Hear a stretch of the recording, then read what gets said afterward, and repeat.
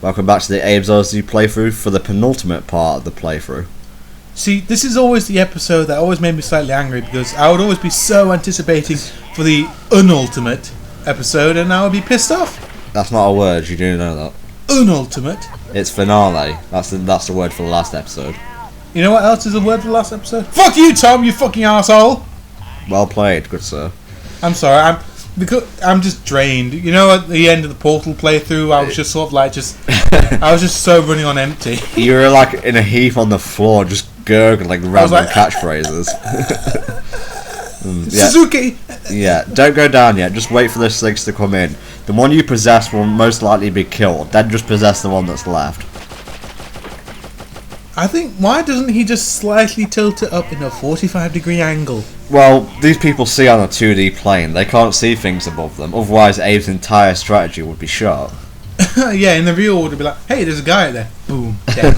First screen, dead. Mm-hmm. Come on, here you go. Ah, yeah. Oh, I feel slightly bad now. Like in movies and games, I always feel really bad if I have to kill dogs. What, when you make them run into an electric fence?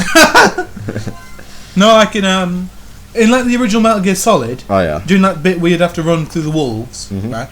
I always try to not kill any of them. I'd always run.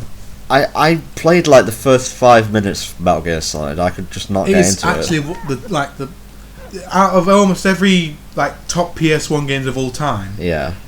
Metal Gear Solid was always like number one. What, don't you mean Final Fantasy VII? No, I think Final Fantasy VII was like second. Yeah. Oh, and for all the Final Fantasy VII fans, yeah. Okay, I'll say that again.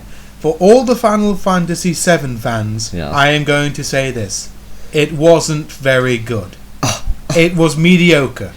Well, it ruined RPGs for many years, and we've only just begun to recover. Oh snap! You weeaboos and stuff like that, go fuck yourselves. It wasn't that great. You realise we have 11,000 subscribers today. I'll wake up tomorrow. Somehow it'll be -5. And there'll be a large fat man over your bed saying, "It wasn't! It wasn't! I'll kill you first!" Why does he has a crazy lisp like that? I don't know. I'm just making shit up. I mean, you know I'm not good at ad-libbing. You've said several times in this fucking playthrough. Yeah, I've just been draining you down. You're the bastard that's been grinding me down. Well, I hope you've enjoyed the Abe's Oddysee playthrough thus far. Our rambling, not really sticking to the point. You see, Tom is a stickler for actually usually staying close to what we're talking about, and with me, we just slightly go more and more away from the actual conversation, and it's actually more or less impossible for me to keep talking unless I have a script. So yeah, he has had to endure a lot with me fucking him off, basically.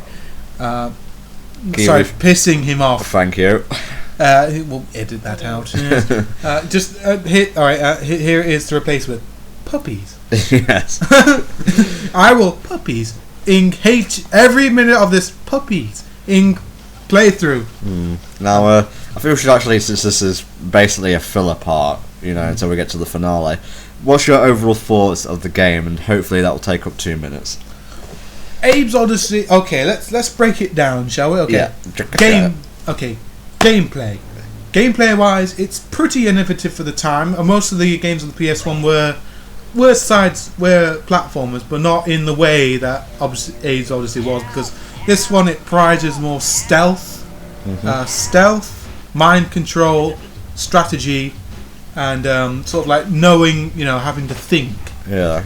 Because what other platformers were there? Crash Bandicoot, that was just senseless. And then there were all licensed stuff. And Sonic rip-offs like Croc, stuff like that.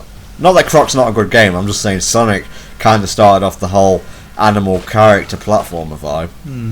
Well, I'd say that sort of craze really peaked with Spyro and Crash. First 3 Spyros, first 3 Crashes. Perfect. Oh yeah, they were very good. I'm not saying that out of nostalgia. I can play them today and they're just as good as they were back in the 90s. I had a black and white, very badly done copy of because I had a chipped PlayStation 1. Oh yeah. Back in the day, and it was black and white because it was an NST copy. Yeah. I still remember it, and I still never got past the last boss. Oh, Nasty Nog. Yeah. who by all rights should be pronounced Gnasty Gnorc. I think some people actually do pronounce him Gnasty Gnorc. Well, I think in the ending they do pronounce it like that. What do you think of this Gnasty Gnorc fellow?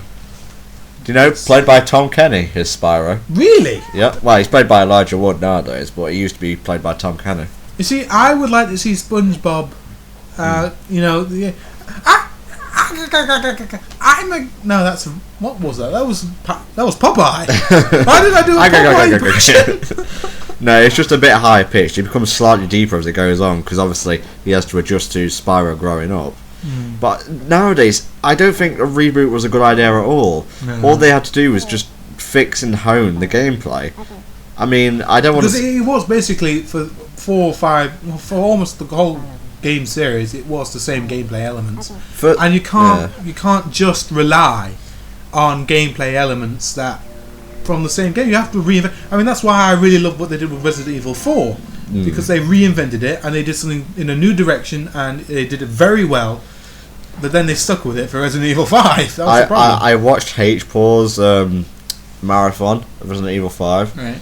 I really don't want to say this game is good or bad without actually having played it, but it looks boring. I mean, everything seemed to kind of flow, like location-wise in Resident Evil 4, but in 5, it seems like you go from one arena to another with no real connection. It's crazy, really.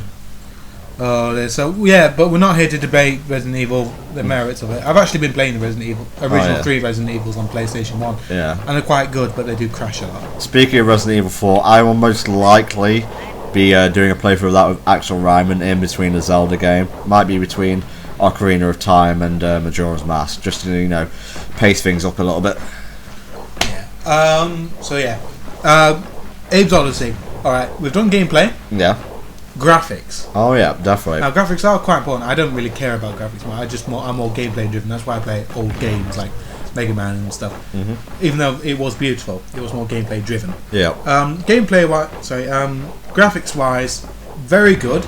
It's almost like it's sort of like, what would you say it was?